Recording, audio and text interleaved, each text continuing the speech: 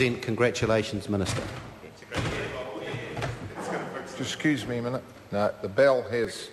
Have we got a... Can you ring for a handbell? Right, any further calls? Right, I'll put the question. The question is that the report of the Law and Order Committee on the 2009-10 financial review of the Department of Corrections be noted. Those of that opinion will say aye. Aye. Contrary, no. The ayes have it. I understand the next financial review members wish to debate will be the financial review of the New Zealand Police. Will members please turn to the Law and Order Committee's report? And the question is that the report of the Law and Order Committee on the 2009-10 financial review of the New Zealand Police be noted. Mr Chair. Honourable Judith Collins. Mr Chair, what a marvellous thing it is to be the Minister of Police in a national government. My goodness, it's fun. The fact is that we are a government that supports the police, and we can see it in the way in which the police now have the confidence to do what they need to do.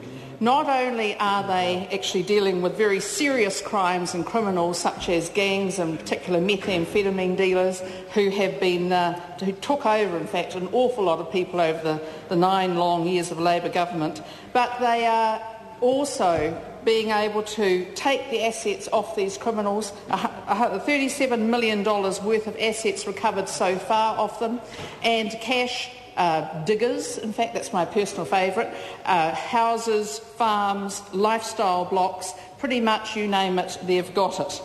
But the police haven't just been able to do this because of their own excellent work. There are certain things that we've done. We've been able, with our colleagues, the ACT Party in particular, and as well with support from the Maori Party on certain issues as well, and United Future, we've been able to bring to this House 18 new laws that have made a huge difference for the way in which New Zealand is policed. We've also been able to bring in and approve the use of tasers. This has had a dramatic effect on the safety of our police officers and actually on the safety of offenders as well as innocent members of the public. I'm sure that most members can remember the terrible tales of woe and doom that would come upon New Zealand should police be able to use tasers to subdue offenders who were in fact about to do something extremely dangerous. We were told that this was a tool of torture. Well, not the way the New Zealand Police use it. What we have seen is that offenders who have been about to kill themselves or others, attacking people, they have been able to be subdued without loss of life. This has saved the lives of offenders, and in my opinion the most important thing is it saved the lives of police officers, saved them from harm and saved innocent members of the public from harm. So this government, I hope the police realise, and I'm sure they do, absolutely backs the New Zealand Police to get on with their job. We have around 12,000 members of New Zealand Police, almost 9,000 sworn officers, or as we call them, constabulary staff, and about 3,000 employees. All of those people are absolutely devoted to the fact that they are trying to keep and make New Zealand a safer place, and I would like to thank each and every one of them for the effort that they put into their work, and we've seen this so much really in the last 6 months.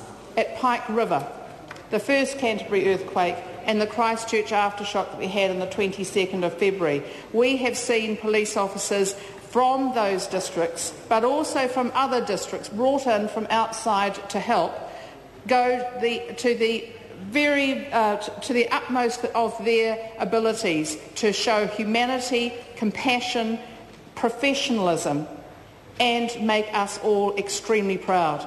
When I went around Christchurch on the 24th of February this year, when we saw the buildings, the PCG building and the CTV building in their terrible states of almost demolition brought about by the earthquake, our officers were there working with the fire service, working with USAR, working with the other emergency services. But what I also saw were people who really understood that they were not only making a difference for the people of that area, but actually for everybody in New Zealand. We saw our New Zealand Police at their finest. and we saw them taking decisions and making decisions where they put, in many cases, their own lives at risk to be able to save others, and I would like to thank them for that. By the end of this year, we will have 600 extra police, frontline police, on the beat than we did when we came into office. And what I can say is that that is making a difference. When I said we were having 300 extra police into Counties Manukau, the Labour Party spokesman said it was an ill-conceived, unthought-out plan, or words to that effect. And so what we've seen in Counties Manukau with the extra police and the different style of policing that's going on there is we've seen crime drop, something that nobody would ever have thought was possible. Next week the crime statistics are going to be released, and I am very pleased to be able to say to the people of New Zealand and to this House is that our police are doing everything they can to keep crime down, and I'm sure everyone will share a great amount of pride that I have in the work that they're doing. Members, that's the sound of the new bell, that one, just so you're aware of what it is. Members, the question is that the report of the Law and Order Committee on the 2009-10 financial review of the New Zealand Police be noted. Those of that opinion will say aye. To the contrary, no. The ayes have it. I understand the next financial review members wish to debate is the financial review of the